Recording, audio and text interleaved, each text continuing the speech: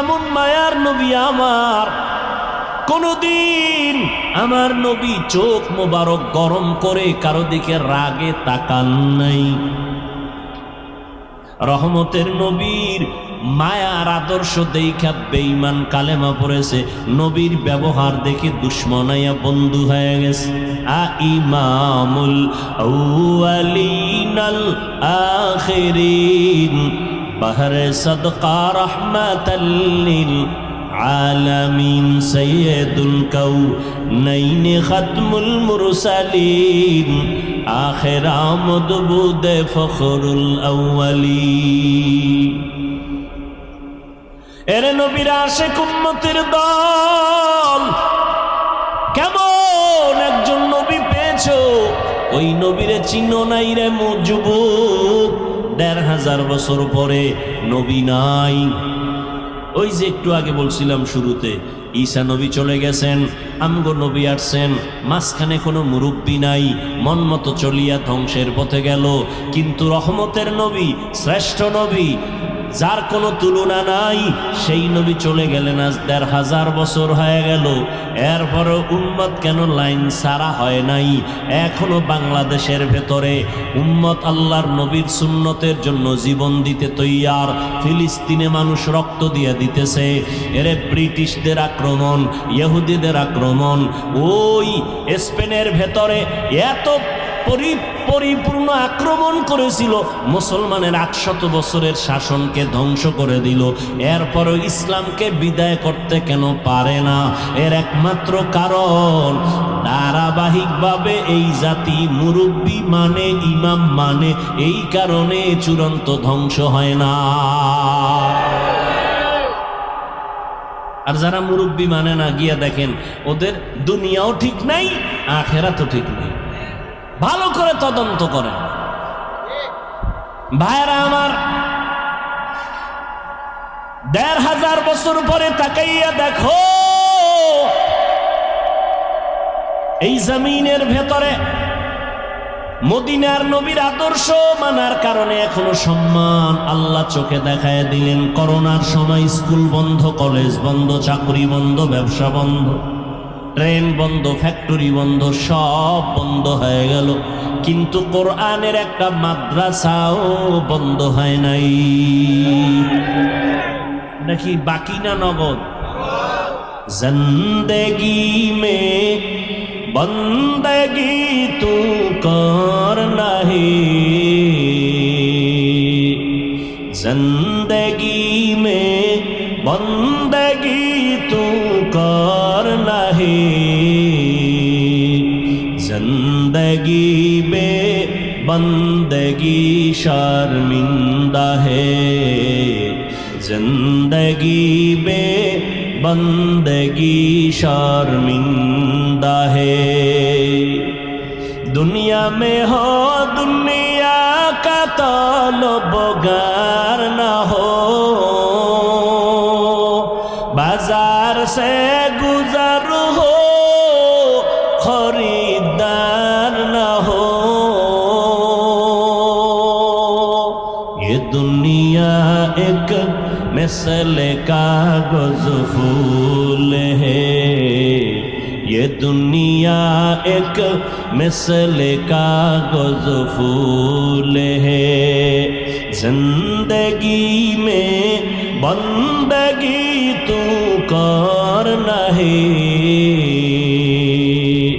जिंदगी में बंदगी तू करना है, जिंदगी बे बंदगी शर्मिंदा है, जिंदगी बे बंदगी शर्मिंदा है। जिंदगी में बंदगी कुन बंदगी, बंदगी बे जिंदगी शर्मिंदगी। এরে নবীর আশিক দেখো, এই জমিনে নবীর আদর্শ রেখে গেলেন। আমার নবী চ্যালেঞ্জ দিয়ে গেলেন, কালান নবিয়্যু সাল্লাল্লাহু আলাইহি ওয়া আলিহি ওয়াসাল্লাম, তারাকতু ফীকুম আমরাইন লান তাদিল্লু মা তামাসসাকতুম বিহিমা কিতাবাল্লাহি ওয়া সুন্নাত রাসূলি। পয়গম্বর বলেন, আমি বিদায় বেলা চ্যালেঞ্জ দিয়ে গেলাম, দুইটা জিনিস রেখে গেলাম, যদি আঁকড়াইয়া ধরো কোনোদিন তোমার ঈমান নষ্ট হবে না, সম্মান কমবে না। এক নাম্বার হলো আল্লাহর দেওয়া কোরআন, দ্বিতীয় হলো আমি নবীর রেখে যাওয়া সুন্নাত। এখানে প্রশ্ন হতে পারে, নবী হাদিস বলেন নাই কেন? কোরআন হাদিস না বলে কোরআন আর সুন্নাহ কেন বললেন? সুন্নতের পর্দার ভেতরে আছে মুরব্বি মানা লাগবে, সুন্নতের পর্দার আড়ালে আছে মুরব্বি। কারণ টুপি পরা সুন্নত, টুপি পরা কি? পাগড়ি পরবেন সুন্নত, কিন্তু কেমনে পরবেন, সিস্টেম কি? কয় এটা মুখস্থ করে পারা যাবে না, দেখতে হবে। কয় কেমনে দেখবা? কয় উলামায়ে আহলে হকের দেখো, তারা যেমনে টুপি পরে এমনে পরে, এটাই মদিনাওয়ালার সুন্নত। বলে কেমনে বুঝলাম? কয় তিনি মন গড়া টুপি পরেন নাই, তিনি তার মুরব্বী যারা উলামায়ে আহলে হক তাদের অনুসরণ করেছেন, তারা তাবেঈনদের অনুসরণ করেছেন, তারা তাবেঈনদের অনুসরণ করেছেন। এভাবে যাইতে যাইতে সাহাবায়ে কেরামের অনুসরণ, আবার সাহাবায়ে কেরাম আমার রসুলের অনুসরণ করেছেন। এজন্য নবীও বলে গেছেন, উলামায়ে আহলে হকের তোমরা ফেলে ফেলে দিও না, কারণ এরা আমি মুহাম্মদ সহ সমস্ত নবীদের কলিজার বন্ধু, টাকা পয়সার বন্ধু না, এরা হলো ইলমে নববীর বন্ধু। উলামায়ে আহলে হকের অনুসরণ করো। আল্লাহ কোরআনে বলে দিলেন, উলুল আমর যারা তাদের অনুসরণ করো। এরে নবীর উম্মতের দল, এই করোনায় তা চোখের সামনে দেখায় গেল, ছোট বড় সবাই সামনে আল্লাহ দেখায় দিলেন। করোনার শত শত লাশ, মানুষগুলো মাস্ক পরে আছে, কেউ কাছে যায় না, করোনার ভয়। এমনকি সন্তান পর্যন্ত বাবায় করোনায় আক্রান্ত, চিকিৎসার জন্য যায় না, কাছে যায় না। না যাইতে যাইতে বাবায় বিছানায় মরে গেল, লোকের টাকা দিয়া কয় লাশটা রাস্তার বাইরে ফেলে দাও। লোকে টাকা পাইয়া গরিবরা ফেলে দিল, সন্তান দরজা লক করে দিল, একবারও খোঁজ নিল না বাবার লাশটা কি কুকুরে খাইলো নাকি জানাজা হলো। এই শত শত লাশ। আমার দেশের কিছু প্রশাসনের পুলিশ ভাই আর অধিকাংশ উলামায়ে কেরাম টুপিওয়ালারা এই করোনার লাশগুলো কাঁধের মধ্যে নিলেন, গোসল করাইলেন, কাফন পরাইলেন, জানাজা পড়াইয়া দাফন করলেন। আল্লাহর হাজার শুকর, একজন টুপিওয়ালাও করোনায় মরে না। আর কি সম্মান দেখতে চাও রে মুমিন? ইহুদিরা আমাদের চূড়ান্ত দুশমন, খ্রিস্টান আমাদের দুশমন, সমস্ত বিধর্মীরা আমাদের দুশমন, এমনকি আমগো মুসলমানের ঘরের মধ্যে মুসলমানের দুশমন। এরপরে আল্লাহর শুকর, কোরআনওয়ালাদের সম্মান কমে নাই, কমছে। চোখের সামনে সম্মান, এই সম্মান কে দিছেন? চেয়ারম্যানের চেয়ারের মেয়াদ আছে না নাই? কোরআনওয়ালার চেয়ারের কোনো মেয়াদ আসেনি। এরা দুনিয়াতেও বাদশাহ, পরকালেও বাদশাহ। কয় আলেম আমাদের মধ্যে, আমাদের লাইনের কিছু, আল্লাহ মাফ করুন, কিছু উলামায়ে কেরাম নামদারি, এরা বলে আলেমরা পিছনে থাকবে কেন? তো কি করবে? আলেমরা ৫-১০ তলা বিল্ডিং করে বিশাল বিজনেসম্যান হবে, সিআইপি ভিআইপি হবে, কোটি কোটি কোটি টাকার বিজনেস করবে, আলেমরা পেছনে থাকবে কেন? আসলে আলেমের কাজ কি? ডাক্তারের কাজ কি? গাড়ি চালানো না মানুষের চিকিৎসা করা? প্রত্যেকের এরকম একটা কাজ আছে। ইঞ্জিনিয়ার সাহেবের কাজ কি? রুগী দেখা না বিল্ডিং এর ডিজাইন করা? বলেন। ঠিক তেমনি ভাবে আলেমের কাজ কি? আল্লাহ কোরআনে বলেন এদের মূল কাজ উম্মতকে হেদায়েতের দাওয়াত দেওয়া। কিসের দাওয়াত? হেদায়েতের দাওয়াত দিবে, আর এদের সম্মানের জন্য যা প্রয়োজন সব আল্লাহ ব্যবস্থা করে দিবে। টাকার পেছনে দৌড়াতে হবে না, টাকা আমার পেছনে দৌড়াবে। ব্যবস্থা কে করবেন? টাকাওয়ালা পায়ের পাশে এসে বসে থাকবে, হুজুর কিছু নেন। কি কুদরত কা? আল্লাহ। কিন্তু ওই হেদায়েতের পথ বাদ দিয়ে যদি কেউ দুনিয়া দুনিয়া দুনিয়া করে, এটা আলেমের সামনে। দ্বিতীয় কথা, আলেম পিছায় রইল কই?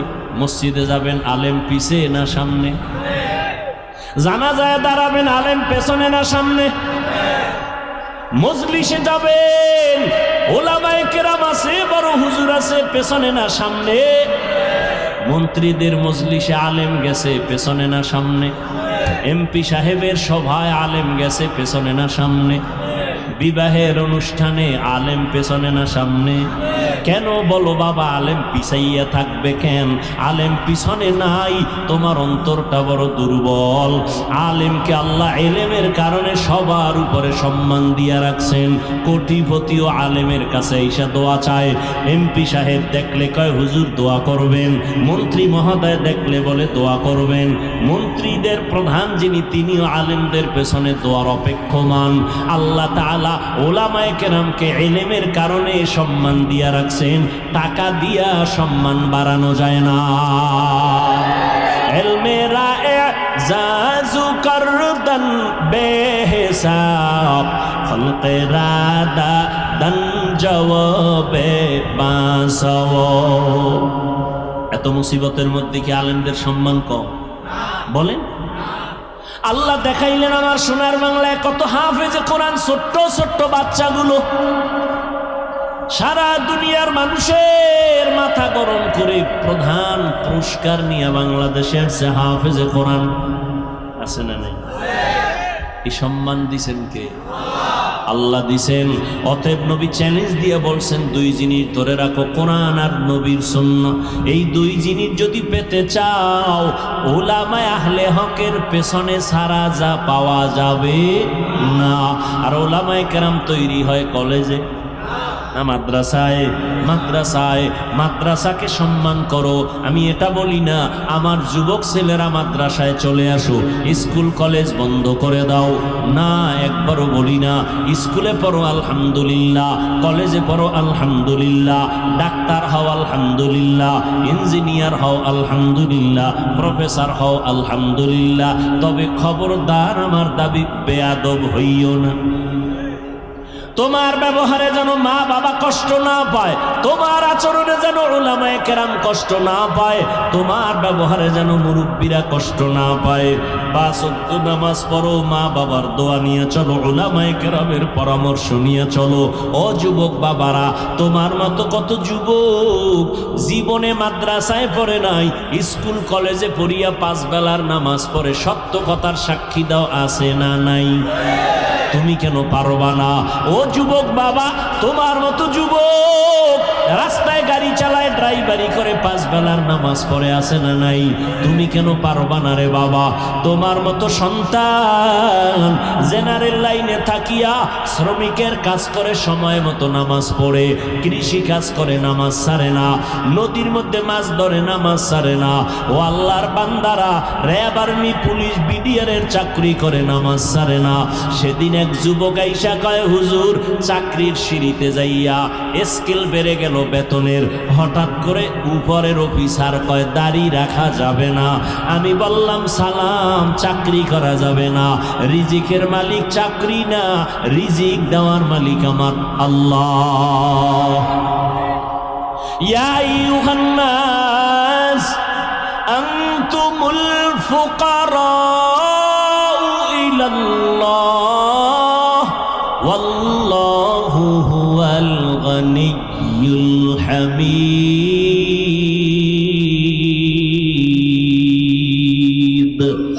গর তাওয়াক্কুল নি কুনি হর সুবহ শাম میرساند رزق تو از لامقام جزبه حق چیز مخا از این سجا ফজলে উ আমস্তে দর জুমলা জাহা। আল্লাহ বলেন, ও মানুষ, তোমরা সবাই ফকির, আমি আল্লাহ প্রশংসিত ধনী। আল্লাহ পাক প্রশংসিত ধনী, রিজিকের মালিক আমার আল্লাহ। ও যুবক, চেয়ারম্যান, মেম্বার, এমপি, মন্ত্রী 5 ওয়াক্ত নামাজ পড়ে নাই, দোকানদারি করে, কোটি টাকার ব্যবসা করে, হারাম খায় না, নামাজ ছাড়ে না, অভাব নাই। তোমার মনটাকে একটু প্রশ্ন করো, তুমি কেন পারো না রে বাবা? তোমার মতো যুবক 5 বেলার নামাজ পড়ে, কলেজে দৌড়ায়, স্কুলে দৌড়ায়, তুমি কেন পারো না?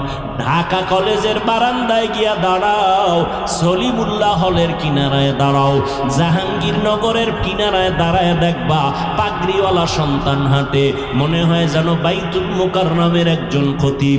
কয় না, আমি জীবনে খতিবগিরি করি নাই। কই পড়ো? বলে ঢাকা কলেজে। এমন সুরাত কেন পাগড়ি লাগানো? বলে আমার মাওলার কোরআনওয়ালা উলামায়ে কেরামের নেক দোয়া, ওলামায়ে আহলে হকের সোহবাত। ও যুবক, তুমি ডাক্তার হও, বাধা নাই, ইঞ্জিনিয়ার হও, বাধা নাই, জেনারেল লাইনে থাকো, বাধা নাই, চাকরি করো, ব্যবসা করো, বাধা নাই, 5 বেলার নামাজ পড়ো, মা বাবার দোয়া নিয়ে চলো, উলামায়ে কেরামের পরামর্শ নিয়ে চলো। ও পর্দার আড়ালের মা বোনেরা, আপনার মতো কত মা পর্দা করে, নামাজ পড়ে, স্বামীর মাল হেফাজত করে, অভাব নাই, আপনারা কেন পারেন না? অবৃদ্ধ বাবাজি, আপনার মতো কত বুড়া মানুষ হাতে লাঠি নিয়ে মসজিদে গিয়া নামাজ পড়ে, আপনি কেন পারবেন না? এখনো সময় আছে তওবা করার। মনটাকে ছোট করে আল্লাহর কাছে তওবা করেন মনে মনে। আল্লাহকে বলেন, হেদায়ার মালিক, জীবনে কত শয়তানের ধোকায় পড়ে নামাজ ছাড়লাম, বেপরদায় চললাম, দাড়ি কাটলাম, কত মানুষের ক্ষতি করলাম, রহমতের নবীর আদর্শ চিনলাম না, চিনার চেষ্টাও করলাম না। আজকে থেকে তওবা করে নিলাম, নবীর তরিকার বাহিরে চলবো না, নবীর আদর্শ নিয়ে চলবো, মা বাবার দোয়া নিয়ে চলবো, ওলামায়ে কেরামের পরামর্শ নিয়ে চলবো। আর কোনোদিন দাড়ি কাটবো না, বেপরদায় চলবো না, নামাজ ছাড়বো না। হেদায়াতের মালিক আমার আল্লাহ, ইজ্জতের মালিক আমার আল্লাহ। আবু জাহাল নবীজির বয়ান শুনিয়াও কালেমা পড়তে পারলো না, কপাল পোড়া। আর ওমরের মতো বান্দা নবীর কল্লা কাটতে গিয়া কালেমাওয়ালা মুসলমান হয়ে গেল। এই জমিনে আবু জাহালের মতো শক্ত অন্তরের কিছু মানুষ থাকবে, হাজারো বয়ানে তওবা নসিব হবে না। আর একদল ওমরের মেজাজওয়ালা গুনাহ নিয়া ময়দানে ঢুকার পর চোখের পানি ছেড়ে ভয়, ঢুকার পরে কাঁদবে আর বলবে, ও আল্লাহ, এতদিন বুঝি নাই দাড়ি কাটলে কি অপরাধ হবে, নামাজ ছাড়লে কি অপরাধ হবে। আমার মতো যুবক স্কুলে পড়িয়া যদি দাড়ি রাখতে পারে, নামাজ পড়তে পারে, আমি কেন পারি না? আমার মতো যুবক জেনারেল লাইনে থাকিয়া চাকরি ব্যবসা করে যদি নামাজ পড়ে, আমি কেন পারবো না? ও আল্লাহ, তুমি আমাকে মাফ করে দাও। সামনে কোনো দিন দাড়ি কাটবো না, বেপরদায় চলবো না, মা বাবার বরদোয়া নিব না, ওলামায়ে কেরামের পরামর্শ নিয়ে 5 বেলার নামাজ পড়ে নবীর তরিকা মেনে চলবো। তওবা যদি করতে পারো, মুহূর্তে আমার আল্লাহ তোমাকে মাফ করে দিবেন। যদি অন্তর কারো তৈরি হয়, মুনাফিকি অন্তরে যদি না থাকে, তওবার নিয়ত যদি খাঁটি ভাবে কারো অন্তরে থাকে, দুটো হাত আমার আল্লাহকে দেখায়া দাও। আয় আল্লাহ, হাতগুলো কবুল করে নেন, তওবা কবুল করে নেন, তওবার উপরে মজবুত হইয়া চলার মতো তৌফিক দান করেন, আমিন। এমন নাই? দাড়ির মধ্যেই কি ইসলাম? কি বুঝলেন? আগ্রহী না বিদ্রোহী? রসুলের আদর্শের ক্ষেত্রে বিদ্রোহীর আর এক নাম বেঈমান। ভালো করে বুঝেন।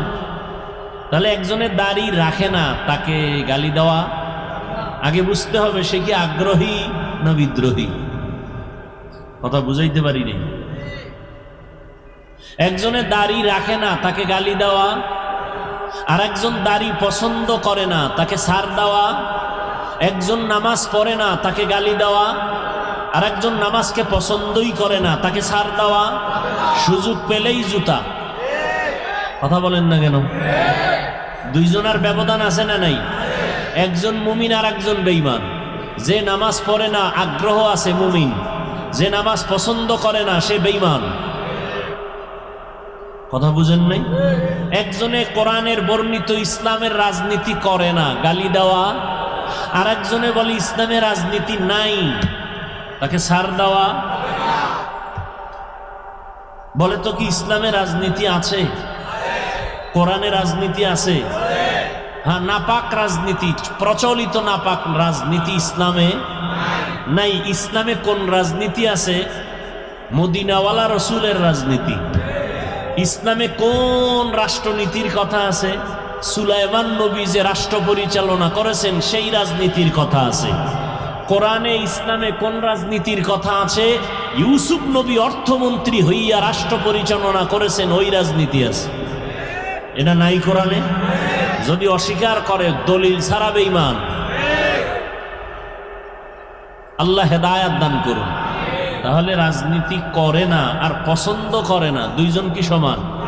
যে রাজনীতি করে না তাকে গালি দেওয়া, যে পছন্দ করে না তাকে ছাড় দেওয়া, যে নামাজ পড়ে না তাকে গালি দেওয়া, যে নামাজ পছন্দ করে না তাকে ছাড় দেওয়া, যে জিকির করে না তাকে গালি দেওয়া, যে আল্লাহর জিকিরকে অপছন্দ করে না তাকে ছাড় দেওয়া। ব্যবধানটা বুঝছেন তো? আল্লাহ বুঝার তৌফিক দান করেন। আয়াত পড়েছি, আল্লাহ বলেন ওয়ামা আরসালনাকা ইল্লা রাহমাতাল লিল আলামিন।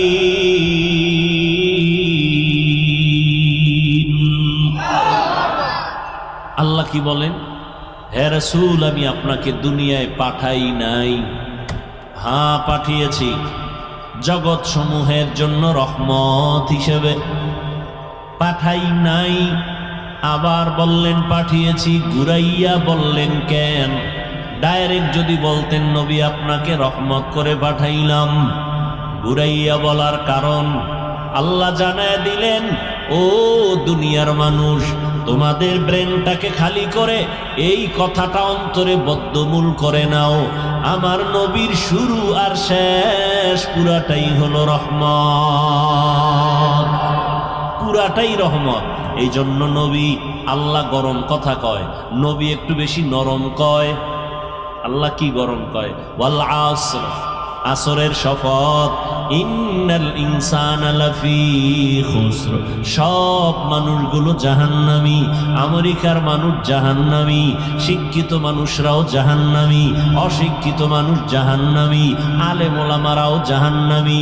আল ইনসান আলিফ লাম ইস্তিগরাকি, সব মানুষগুলো জাহান্নামী। কে কয়? জবাব দিয়েন। এমনি তুই আওয়াজ রাস্তার পাশে কি যে এক মুসিবত। ফুটবল খেলার মাঠ আছে, পিটি করার মাঠ আছে, যাত্রার পালার মাঠ আছে, কোরআনের বয়ানের মাঠ নাই। ঠিক কি গালি দিলেন কারে? কোন তাই যে ঠিকটা বললেন, কার উপরে ফালাইলেন ঠিকটা? সরকারের উপরে। সরকারের দোষ কি? এটা কোন এলাকা বলেন? কি পলাশপুর? পলাশপুরের বাড়িওয়ালারা 2 হাত 4 হাত জায়গা ছেড়ে দিয়ে একটা ঈদের মাঠ বানাইতে পারতো না? কথা বলেন না কেন? পারে না। আর এক বাড়ির ভিতরে দেওয়াল ঢুকায় দেয়, ছাদ ঢুকায় দেয়। সরকারের গালি দেন কেন? নিজের দোষ দেখেন না কেন? এরপরও সরকারেরও কিছু দায় আছে না নাই? আছে। আপনাদেরও অন্তর থাকতে হবে। সবাই সম্মিলিতভাবে একটু ছাড় দিলে হয়ে যায়। গাড়ি নিয়ে ঢোকার রাস্তা নেই, একজনে সাইডে দিছে, আর একজনে বাঁকা হয়ে তেরা হয়ে ভিতরে ওয়াল বাঁকা করে দিছে, ওখানে গিয়ে আর ঢুকানো যায় না। কিছু বলতে যাবেন, হামলার উপরে মামলা। এই হলো আমাদের হালাত। তো একটু জবাব দিয়েন, আওয়াজ দিয়েন। কি বলতেছেন শুনি না। ওদিকে আওয়াজ, এদিকে আওয়াজ। কি বলতেছিলাম আমি ভুলে গেছি। আল্লাহ পাক গরম বললেন ওয়াল আসর, আসরের শপথ। সব মানুষ কি বলেন? এবার মানুষ এই কথা শুই না খুশি? আল্লাহ কয় না, আমি কিন্তু লাগের নামের ব্রেক লাগাই দিছি। ইল্লা, কিন্তু সবাই না। ওদিকে রহমতের নবী শুরুতেই দয়ার আওয়াজ দিয়া বলেন, কুল্লু উম্মতি ইয়াদখুলুনাল জান্নাহ, সব উম্মতেরা জান্নাতি। নরম নবীর নরম কথা আগে এসে গেছে, কিন্তু এরপরে কন্ট্রোলে আইনা মায়া লাগাইয়া কাছে আইনা কয়, তুই যাইতে পারবি না, কারণ তুই আমার আদর্শ মতো দাঁড়িয়ে রাখো না। তুই যাবি জান্নাতে, তবে তুই একটা ফিডা ফাটা খাইয়া। রহমতের নবী আমার পুরাটাই দয়ার সাগর। এজন্য আল্লাহ বললেন, আমি নবী আপনাকে পাঠাই নাই, হ্যাঁ পাঠিয়েছি জগৎ সমূহের রহমত করে। কেমন দয়ার নবী আমার! রহমাতুল্লিল আলামিনের তরজমা অনেকে করে উভয় জগতের জন্য রহমত। এই ইকো হয় কেন, আওয়াজ হয়? উভয় জগতের জন্য রহমত। ডিলে যেভাবে আছে থাক, শুধু ইকোটা একটু কমাও। আমি তরজমা করেছি জগৎ সমূহের জন্য রহমত। উভয় জগৎ মানে দুই, দুনিয়ার জগৎ, পরকাল জগৎ। আসলে জগৎ তো আরো আছে। রুহের একটা জগৎ আলাদা, মায়ের গর্ভের একটা জগৎ আলাদা, দুনিয়া নামক একটা জগৎ আলাদা, কবর জগৎ আলাদা, হাসর জগৎ আলাদা, জান্নাত ও জাহান্নামের জগৎ আলাদা। এজন্য তরজমা করলাম জগৎ সমূহের জন্য আমার নবী রহমত।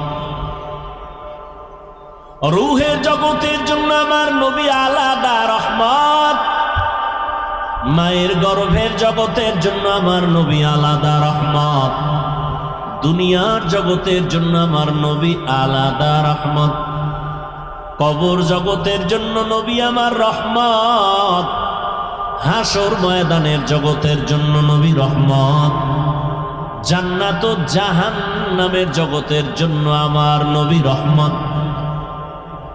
এটা মাঝে মাঝে বুঝে আসে না, জাহান্নামের জন্য নবী রহমত হয় কি করে? প্রত্যেকটার বিষয় ভিন্ন ভিন্ন আলোচনা। রুহের জগতের জন্য নবী কিভাবে রহমত, ভিন্ন আলোচনা। মায়ের গর্ভের জগতের জন্য নবী কিভাবে রহমত, ভিন্ন আলোচনা। কবর জগতের জন্য নবী কিভাবে রহমত, ভিন্ন আলোচনা। হাসরের ময়দানের জগতের জন্য নবী কেমন রহমত, ভিন্ন আলোচনা।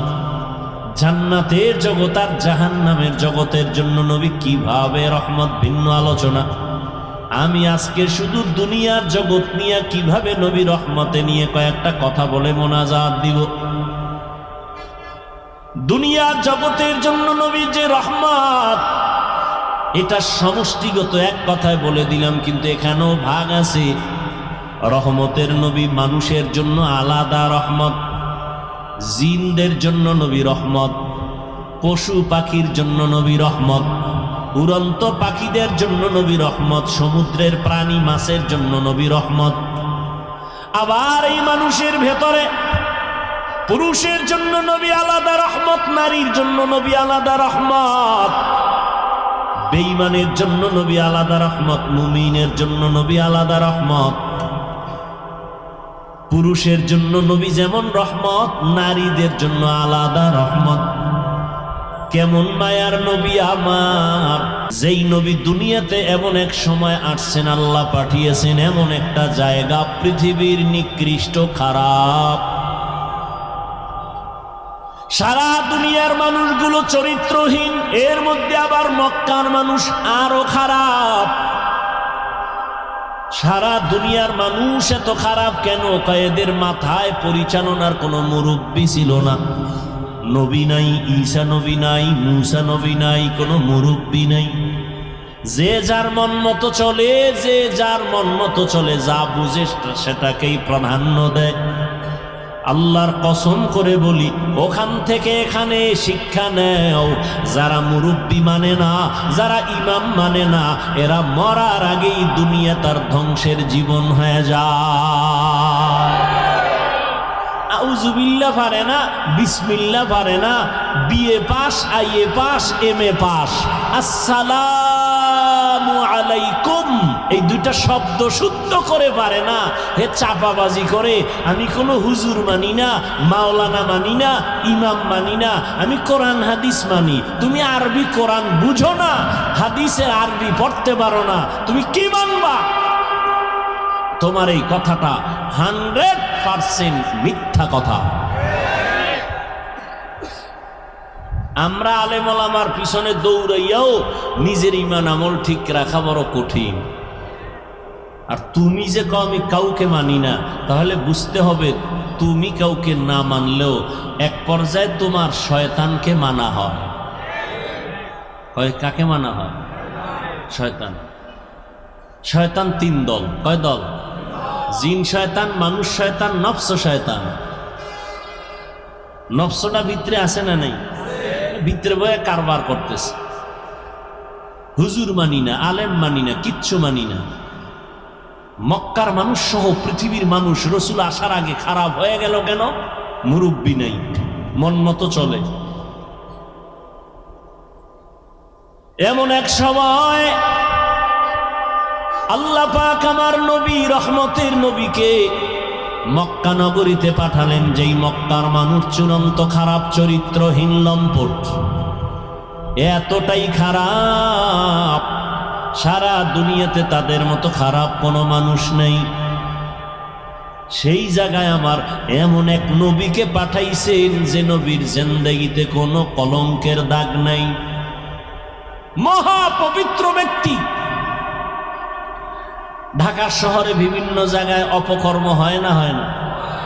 খবর আসছে ওখানে মদের আড্ডা চলে, ওই রাস্তার গলির মধ্যে নারীদেরকে নিয়ে নাচ গান চলে, অর্ধুলাঙ্গ।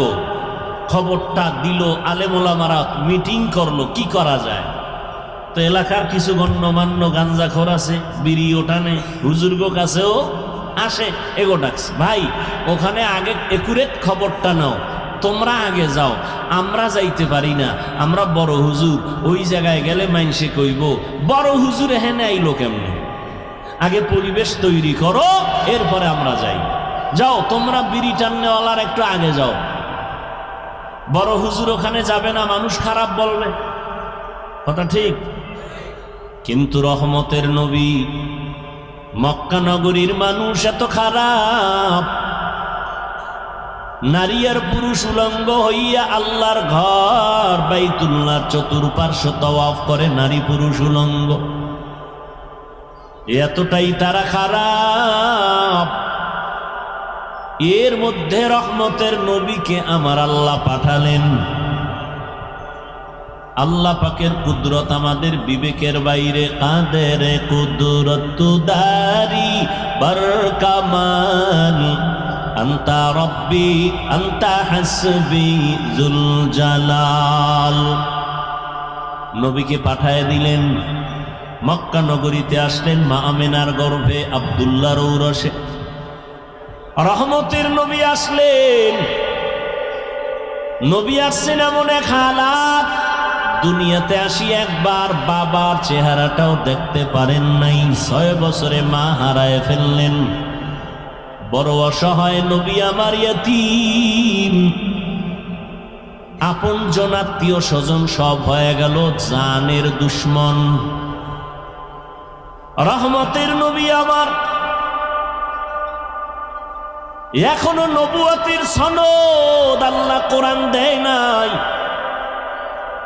নবী দীর্ঘদিন কারোর সাথে কোনো দাওয়াতের কথা বলেন না, এমনি মিলজুল হয়ে কথা বলেন, চলাফেরা করেন, সবাইকে কাছে টানেন, সবার কাছে নবী যান, কথা বলেন সুন্দর, মানুষের মনটা কেমন যেন আকৃষ্ট হয়ে যায়।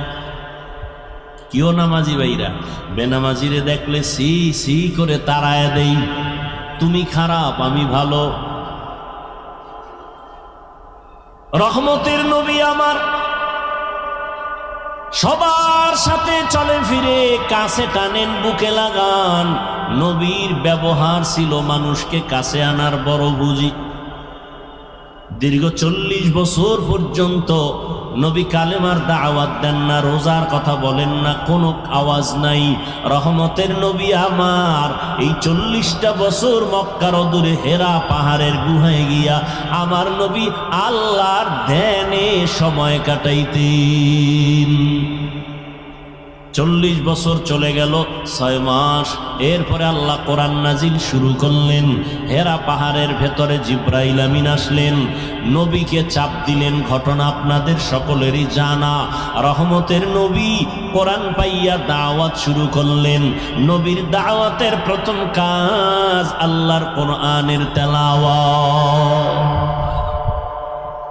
هو الذي بعث في الأميين رسولا منهم يتلو عليهم آياته ويزكيهم ويعلمهم الكتاب والحكمة وإن كانوا من قبل لفي ضلال مبين।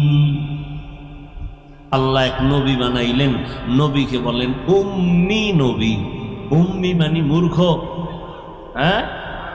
উম্মি মানি আনপড়, ভিন্ন কারো থেকে নবী পড়েন নাই, সেই অর্থে নবী উম্মি। কেউ যদি তর্জমা করে নবী অক্ষর জ্ঞানহীন, তার মানি হলো মূর্খ। এই তর্জমা করাটা চূড়ান্ত বেয়াদবি। রহমতের নবী আমার দাওয়াত শুরু করেছেন। 40 বছর পরে কোরআন পাইয়া নবী আর ঘুমায় না, নবী দাঁড়ে দাঁড়ে দৌড়ায় আর দাওয়াত দেন। প্রথম নবীর মিশন হলো কোরআনের তেলাওয়াত। এটার মধ্যে এমন এক আকর্ষণ আল্লাহ দান করেছেন, একটা বিধর্মীয় যখন তেলাওয়াতের আওয়াজ শুনে তার অন্তরটা ঠান্ডা হয়ে যায়, চুপ করে তার নিরাপত্তা বজায় রেখে তেলাওয়াত শুনে না।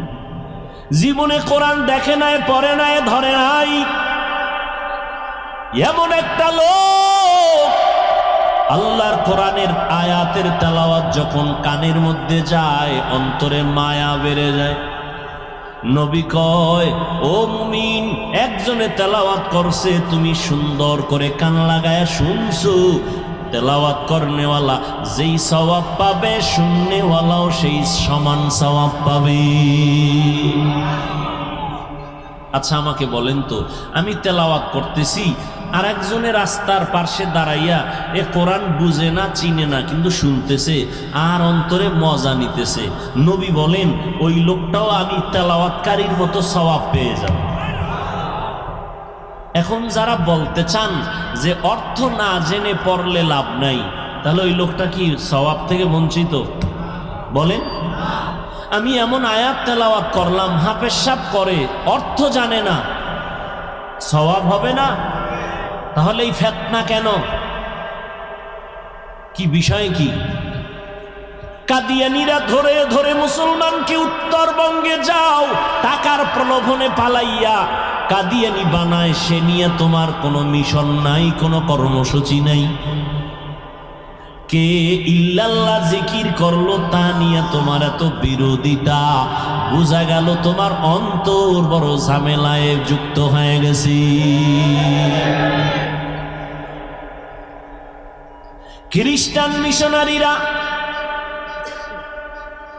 চট্টগ্রামের হিলটেক্স পাহাড়িয়া এলাকায় ধর্মান্তরিত করে বিভিন্ন প্রক্রিয়ায় টাকার প্রলোভন দেখাইয়া। ওই বিষয়ে ও আল্লাহর বান্দা, আপনার কোনো পদক্ষেপ আছে কিনা ব্যক্ত করেন, কোনো কর্মসূচি আছে কিনা ব্যক্ত করেন। এ নিয়ে যদি চিন্তা করতেন তাহলে ভিন্ন উলামায়ে কেরাম, ওলিয়া উলিয়াদের বিরুদ্ধে জবান খুলতেন না।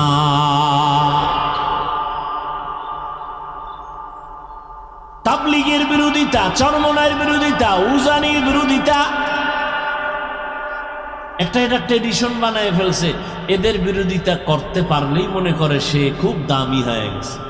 আল্লাহ এর থেকে আমাদের সমস্ত উলামায়ে কেরামদেরকে হেফাজত করেন। ত্রুটির ঊর্ধ্বে তো কেউ না, কিন্তু তার মানে কি এই ত্রুটি নিয়ে রাস্তায় পোস্টারিং করা, চিল্লাচিল্লি করা? আল্লাহ হেদায়াত দান করেন। ইল্লাল্লাহ জিকির একটা সমস্যা ধরে নিলেন। আচ্ছা, এই ইল্লাল্লাহ জিকিরটা পৃথিবীর কোন তরিকায়, কোন পীর, কোন অলি, কোন আউলিয়া পৃথিবীতে রসুল থেকে শুরু করে আজ পর্যন্ত কেউ বলে নাই যে তুমি জিকিরের আসনে বৈশাই শুরুতে তুমি ইল্লাল্লাহ শুরু করবা। পৃথিবীর কোন তরিকায় নিয়ম নাই। কি নিয়ম? বলে তুমি বসে দীর্ঘ সময় পুরা কালেমা পড়ো, লা ইলাহা ইল্লাল্লাহ, লা ইলাহা ইল্লাল্লাহ,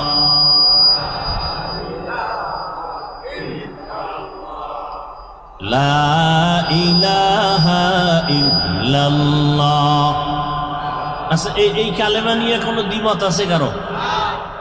দীর্ঘ টাইম এই কালেমা পড়ার পরে অন্তরে যখন বসে গেল আমার আল্লাহ তাআলা ব্যতীত কোনো ইলাহ নাই, কোনো মাবুদ নাই, লা ইলাহা নাই, কোনো মাবুদ নাই, কোনো ইলাহ। লা ইলাহা মানে কি? কোনো ইলাহ, কোনো মাবুদ, কোনো রিজিক দাতা, কোনো আইন দাতা, কোনো বিধান দাতা, ইল্লাল্লাহ, কেউ নাই। কে আছেন?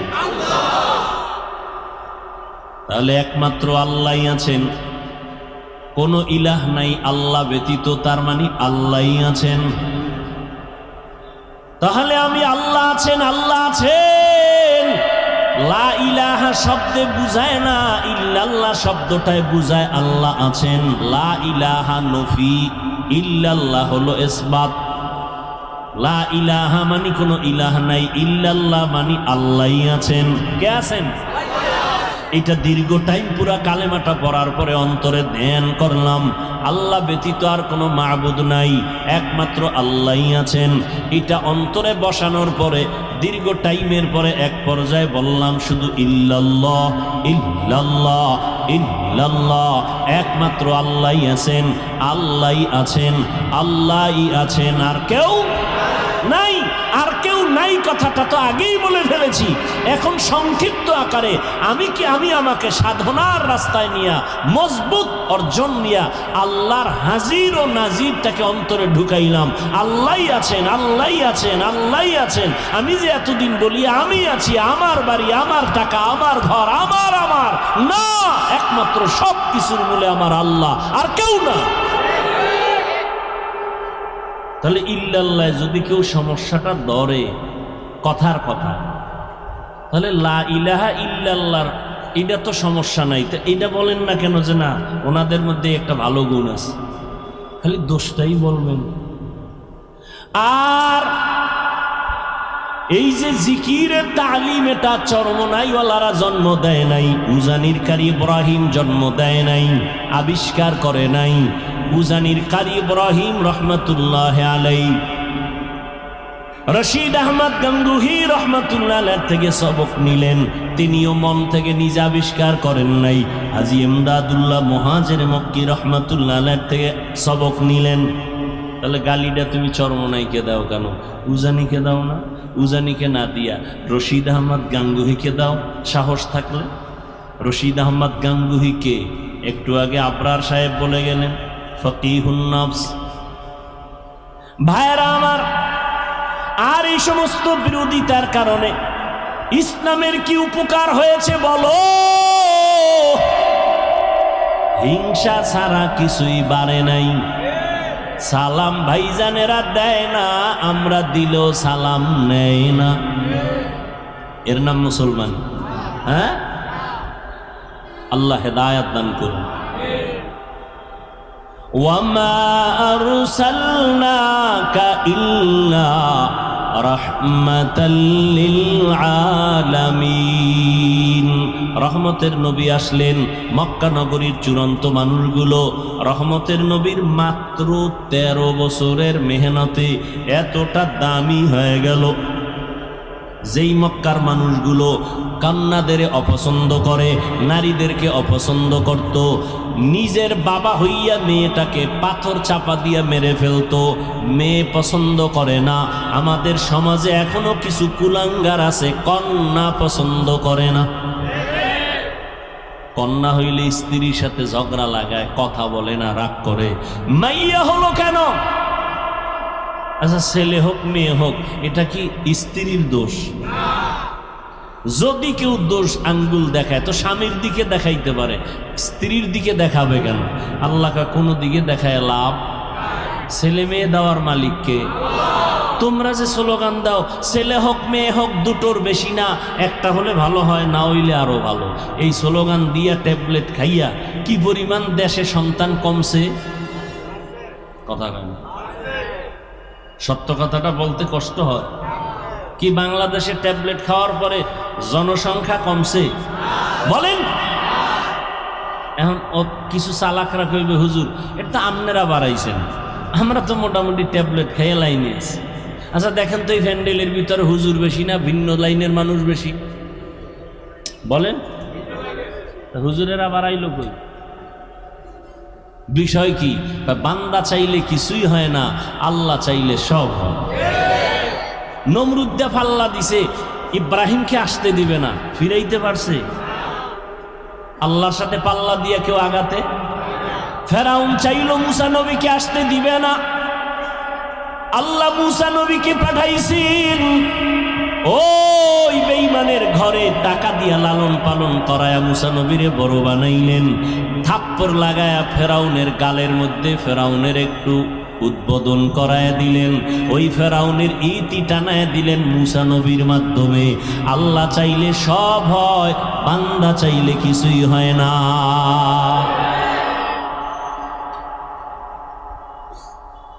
আল্লাহর নবী আসলেন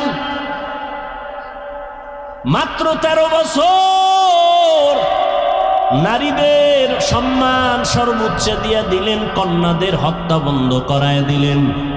রহমতের নবী আমার মাত্র 13 বছরের মেহনতে মানুষগুলোকে এত দামি বানায় দিলেন।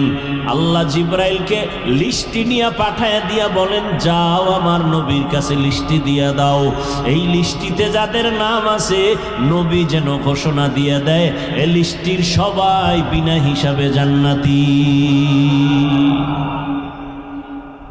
জাহান্নামের পথের মানুষগুলো জান্নাতি হয়ে গেল, ডাইরেক্ট জান্নাতের টিকিট দুনিয়ায় পেয়ে গেল। আচ্ছা, নবী মাত্র কয় বছর? বলেন। 13 বছরে মক্কার চূড়ান্ত খারাপ এদেরকে জান্নাতি বানায় দিলেন বেতের বাড়ি দিয়া। কেমন মায়ার নবী আমার! শুধু 13 বছর কেন, নবীজির পুরা হায়াত 63 বছরে কোনোদিন নবী একটা কাউকে গালি দেন নাই। আপনি চিন্তা করতে পারেন, হাজার হাজার গালি নবীর সামনে দাঁড়ায় ইহুদিরা দিতেছে, আমার নবী গালি দিবেন দূরের কথা, হায়াতে কোনোদিন একটা গালির জবাবও দেন নাই।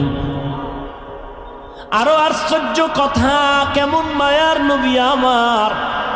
কোনদিন আমার নবী চোখ মোবারক গরম করে কারো দিকে রাগে তাকান নাই।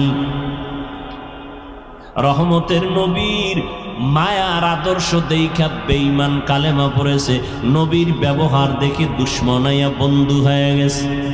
ইমামুল আউয়ালিনাল আখিরিন বাহরে সাদকা রাহমাতাল লিল আলামিন সাইয়্যিদুল কাউনাইন খাতমুল মুরসালিন আখির আমদ বুদে ফখরুল আউয়ালিন। এরে নবীর আশিক উম্মতের দল, কেমন একজন নবী পেয়েছো, ওই নবীরে চিনো নাই রে যুবক। 1500 বছর পরে নবী নাই। ওই যে একটু আগে বলছিলাম শুরুতে, ঈসা নবী চলে গেছেন, আমগো নবী আসছেন, মাঝখানে কোনো মুরব্বী নাই, মন মতো চলিয়া ধ্বংসের পথে গেল। কিন্তু রহমতের নবী, শ্রেষ্ঠ নবী, যার কোনো তুলনা নাই, সেই নবী চলে গেলেন, আজ ১৫০০ বছর হয়ে গেল। এরপরও উম্মত কেন লাইন ছাড়া হয় নাই? এখনো বাংলাদেশের ভেতরে উম্মত আল্লাহর নবীর সুন্নতের জন্য জীবন দিতে তৈয়ার। ফিলিস্তিনে মানুষ রক্ত দিয়ে দিতেছে।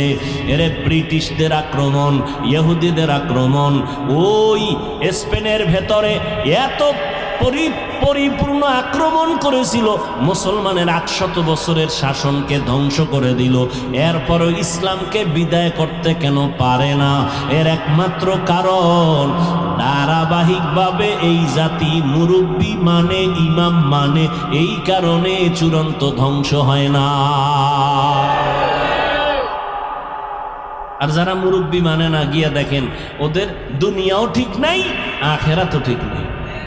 ভালো করে তদন্ত করেন ভাইরা আমার। ১৫০০ বছর পরে তাকাইয়া দেখো, এই জমিনের ভেতরে মদিনার নবীর আদর্শ মানার কারণে এখনো সম্মান আল্লাহ চোখে দেখায় দিলেন। করোনার সময় স্কুল বন্ধ, কলেজ বন্ধ, চাকরি বন্ধ, ব্যবসা বন্ধ, ট্রেন বন্ধ, ফ্যাক্টরি বন্ধ, সব বন্ধ হয়ে গেল, কিন্তু কোরআনের একটা মাদ্রাসাও বন্ধ হয় নাই। নাকি বাকি না নগদ? জিন্দেগি মে বন্দগি তু কর নাহি, জিন্দেগি মে বন্দগি তু কর নাহি, জিন্দেগি বে বন্দগি শर्मिंदा है, जिंदगी बे बंदगी शर्मिंदा है। दुनिया में हो दुनिया का तलबगार न हो, बाजार से गुजर हो खरीदार न हो।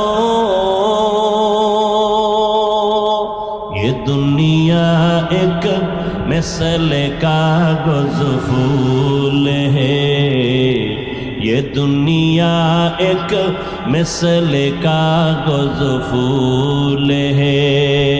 जिंदगी में बंदगी तू कर नहीं, जिंदगी में बंदगी तू कर नहीं,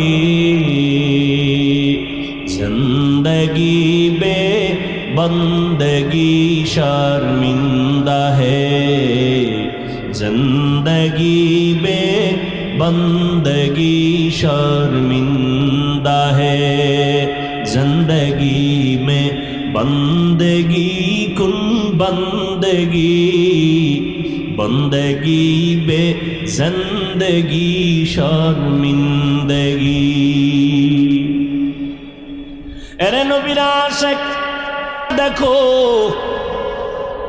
এই জমিনে নবীর আদর্শ রেখে গেলেন। আমার নবী চ্যালেঞ্জ দিয়ে গেলেন, কালান নবিয়্যু সাল্লাল্লাহু আলাইহি ওয়া আলিহি ওয়াসাল্লাম, তারাকতু ফীকুম আমরাইন লান তাদিল্লু মা তামাসসাকতুম বিহিমা, কিতাবাল্লাহি ওয়া সুন্নাত রাসূলি। পয়গম্বর বলেন, আমি বিদায় বেলা চ্যালেঞ্জ দিয়ে গেলাম, দুইটা জিনিস রেখে গেলাম, যদি আঁকড়াইয়া ধরো কোনোদিন তোমার ঈমান নষ্ট হবে না, সম্মান কমবে না। এক নাম্বার হলো আল্লাহর দেওয়া কোরআন, দ্বিতীয় হলো আমি নবীর রেখে যাওয়া সুন্নাত। এখানে প্রশ্ন হতে পারে, নবী হাদিস বলেন নাই কেন? কোরআন হাদিস না বলে কোরআন আর সুন্নাহ কেন বললেন? সুন্নতের পর্দার ভেতরে আছে মুরব্বি মানা লাগবে, সুন্নতের পর্দার আড়ালে আছে মুরব্বি। কারণ টুপি পরা সুন্নত, টুপি পরা কি? পাগড়ি পরবেন সুন্নত, কিন্তু কেমনে পড়বেন, সিস্টেম কি? কয় এটা মুখস্থ করে পারা যাবে না, দেখতে হবে। কয় কেমনে দেখবা? কয় উলামায়ে আহলে হকের দেখো, তারা যেমনে টুপি পরে এমনে পরে, এটাই মদিনাওয়ালার সুন্নত। বলে কেমনে বুঝলাম? কয় তিনি মন গড়া টুপি পরেন নাই, তিনি তার মুরব্বী যারা উলামায়ে আহলে হক তাদের অনুসরণ করেছেন, তারা তাবেঈনদের অনুসরণ করেছেন, তারা তাবেঈনদের অনুসরণ করেছেন। এভাবে যাইতে যাইতে সাহাবায়ে কেরামের অনুসরণ, আবার সাহাবায়ে কেরাম আমার রসুলের অনুসরণ করেছেন।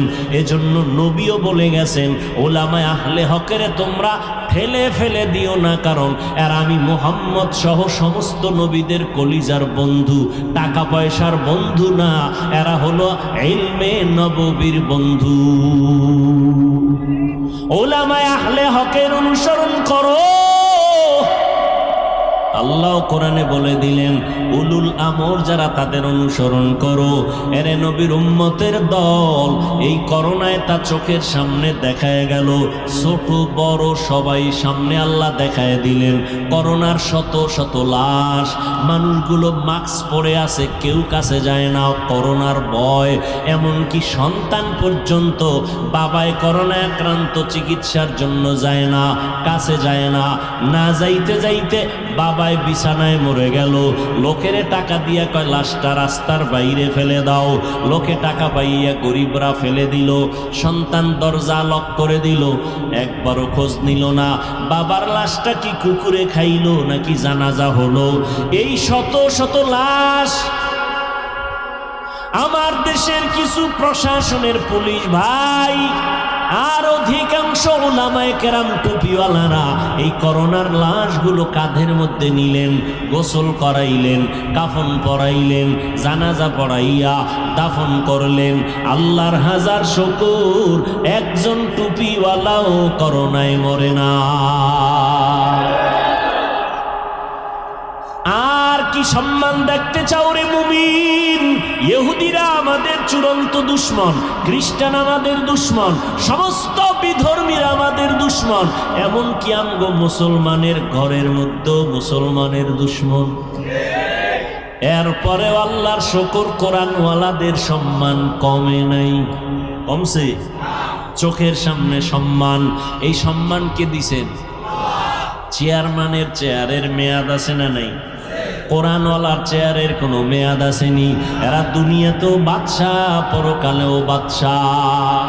কয় আলেম আমাদের মধ্যে, আমাদের লাইনের কিছু, আল্লাহ মাফ করুন, কিছু উলামায়ে কেরাম নামদারি, এরা বলে আলেমরা পিছনে থাকবে কেন? তো কি করবে? আলেমরা 5-10 তলা বিল্ডিং করে বিশাল বিজনেসম্যান হবে, সিআইপি ভিআইপি হবে, কোটি কোটি কোটি টাকার বিজনেস করবে, আলেমরা পেছনে থাকবে কেন? আসলে আলেমের কাজ কি? ডাক্তারের কাজ কি? গাড়ি চালানো না মানুষের চিকিৎসা করা? প্রত্যেকের এরকম একটা কাজ আছে। ইঞ্জিনিয়ার সাহেবের কাজ কি? রুগী দেখা না বিল্ডিং এর ডিজাইন করা?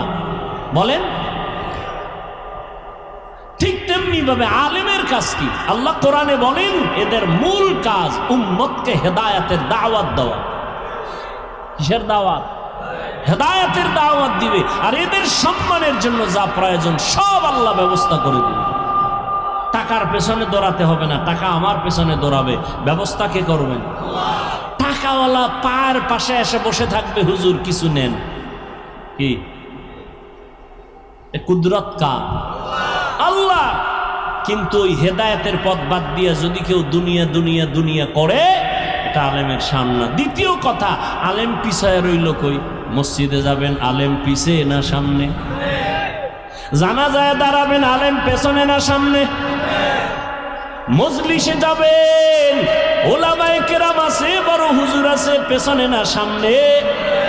মন্ত্রীদের মজলিসে আলেম গেছে, পেছনে না সামনে?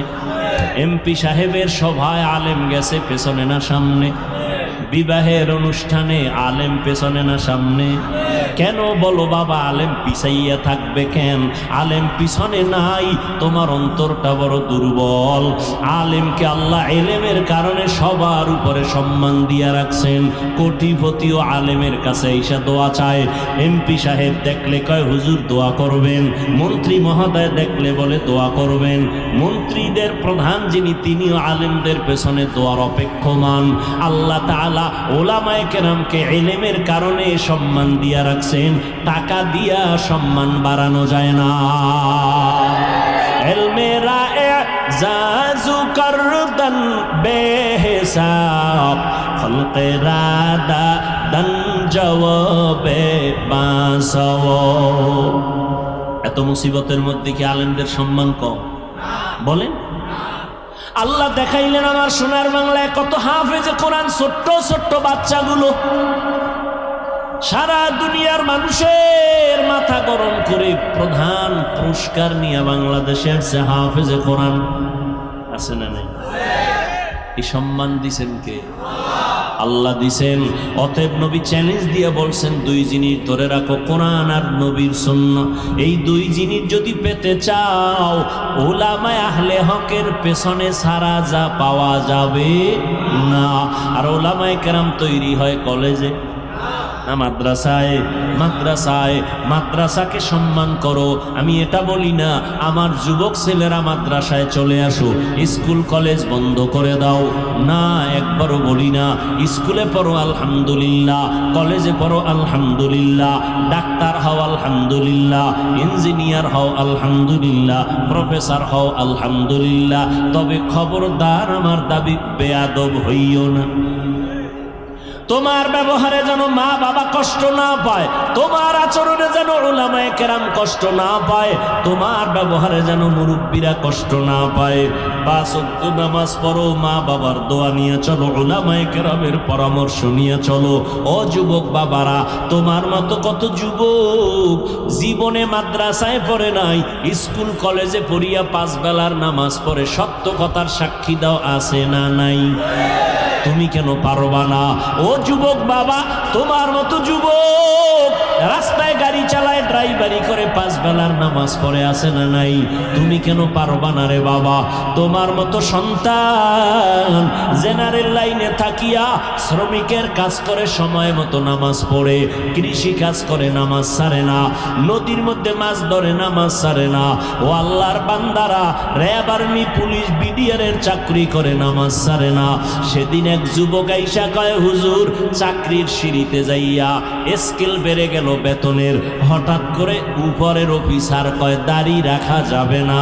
আমি বললাম সালাম, চাকরি করা যাবে না, রিজিকের মালিক চাকরি না, রিজিক দেওয়ার মালিক আমার আল্লাহ। ইয়া আইয়ুহান নাস আনতুমুল ফুকারা ইলাল্লাহ ওয়াল্লাহু হুয়াল গনিয়্যুল হামিদ।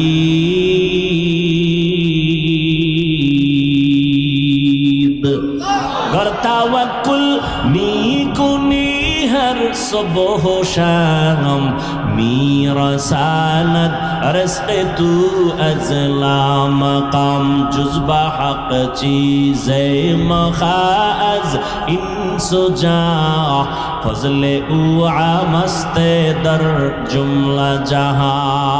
আল্লাহ বলেন ও মানুষ, তোমরা সবাই ফকির, আমি আল্লাহ প্রশংসিত ধনী। আল্লাহ পাক প্রশংসিত ধনী, রিজিকের মালিক আমার আল্লাহ। ও যুবক, চেয়ারম্যান, মেম্বার, এমপি, মন্ত্রী 5 ওয়াক্ত নামাজ পড়ে নাই, দোকানদারি করে, কোটি টাকার ব্যবসা করে, হারাম খায় না, নামাজ ছাড়ে না, অভাব নাই। তোমার মনটাকে একটু প্রশ্ন করো, তুমি কেন পারো না রে বাবা? তোমার মতো যুবক পাঁচ বেলার নামাজ পড়ে, কলেজে দৌড়ায়, স্কুলে দৌড়ায়, তুমি কেন পারো না? ঢাকা কলেজের বারান্দায় গিয়া দাঁড়াও, সলিমুল্লাহ হলের কিনারায় দাঁড়াও, জাহাঙ্গীরনগরের কিনারায় দাঁড়ায় দেখবা পাগড়িওয়ালা সন্তান হাঁটে, মনে হয় যেন বাইতুল মুকাররমের একজন খতিব। কয় না, আমি জীবনে খতিবগিরি করি নাই। কই পড়ো? বলে ঢাকা কলেজে। এমন সুরাত কেন পাগড়ি লাগানো? বলে আমার মাওলার কোরআনওয়ালা উলামায়ে কেরামের নেক দোয়া, উলামায়ে আহলে হকের সোহবাত। ও যুবক, তুমি ডাক্তার হও বাধা নাই, ইঞ্জিনিয়ার হও বাধা নাই, জেনারেল লাইনে থাকো বাধা নাই, চাকরি করো, ব্যবসা করো বাধা নাই, পাঁচ বেলার নামাজ পড়ো, মা বাবার দোয়া নিয়ে চলো, উলামায়ে কেরামের পরামর্শ নিয়ে চলো। ও পর্দার আড়ালের মা বোনেরা, আপনার মতো কত মা পর্দা করে, নামাজ পড়ে, স্বামীর মাল হেফাজত করে, অভাব নাই, আপনারা কেন পারেন না? অবৃদ্ধ বাবাজি, আপনার মতো কত বুড়া মানুষ হাতে লাঠি নিয়ে মসজিদে গিয়া নামাজ পড়ে, আপনি কেন পারবেন না? এখনো সময় আছে তওবা করার। মনটাকে ছোট করে আল্লাহর কাছে তওবা করেন মনে মনে। আল্লাহকে বলেন, হেদায়ার মালিক, জীবনে কত শয়তানের ধোকায় পড়ে নামাজ ছাড়লাম, বেপরদায় চললাম, দাড়ি কাটলাম, কত মানুষের ক্ষতি করলাম, রহমতের নবীর আদর্শ চিনলাম না, চিনার চেষ্টাও করলাম না। আজকে থেকে তওবা করে নিলাম, নবীর তরিকার বাহিরে চলবো না, নবীর আদর্শ নিয়ে চলবো, মা বাবার দোয়া নিয়ে চলবো, উলামায়ে কেরামের পরামর্শ নিয়ে চলবো। আর কোনোদিন দাড়ি কাটবো না, বেপরদায় চলবো না, নামাজ ছাড়বো না। হেদায়াতের মালিক আমার আল্লাহ, ইজ্জতের মালিক আমার আল্লাহ। আবু জাহাল নবীজির বয়ান শুনিয়াও কালেমা পড়তে পারলো না, কপাল পোড়া। আর ওমরের মতো বান্দা নবীর কল্লা কাটতে গিয়া কালেমাওয়ালা মুসলমান হয়ে গেল। এই জমিনে আবু জাহালের মতো শক্ত অন্তরের কিছু মানুষ থাকবে, হাজারো বয়ানে তওবা নসিব হবে না। আর একদল ওমরের মেজাজওয়ালা গুনাহ নিয়া ময়দানে ঢুকার পর চোখের পানি ছেড়ে ভয়, ঢুকার পরে কাঁদবে আর বলবে, ও আল্লাহ, এতদিন বুঝি নাই দাড়ি কাটলে কি অপরাধ হবে, নামাজ ছাড়লে কি অপরাধ হবে। আমার মতো যুবক স্কুলে পড়িয়া যদি দাড়ি রাখতে পারে, নামাজ পড়তে পারে, আমি কেন পারি না? আমার মতো যুবক জেনারেল লাইনে থাকিয়া চাকরি ব্যবসা করে যদি নামাজ পড়ে, আমি কেন পারবো না? ও আল্লাহ, তুমি আমাকে মাফ করে দাও। সামনে কোনো দিন দাড়ি কাটবো না, বেপরদায় চলবো না, মা বাবার বরদোয়া নিব না, উলামায়ে কেরামের পরামর্শ নিয়ে পাঁচ বেলার নামাজ পড়ে নবীর তরিকা মেনে চলবো। তওবা যদি করতে পারো, মুহূর্তে আমার আল্লাহ তোমাকে মাফ করে দিবেন। যদি অন্তর কারো তৈরি হয়, মুনাফিকি অন্তরে যদি না থাকে, তওবার নিয়ত যদি খাঁটি ভাবে কারো অন্তরে থাকে, দুটো হাত আমার আল্লাহকে দেখায়া দাও। আয় আল্লাহ, হাতগুলো কবুল করে নেন, তওবা কবুল করে নেন, তওবার উপরে মজবুত হইয়া চলার মতো তৌফিক দান করেন, আমিন।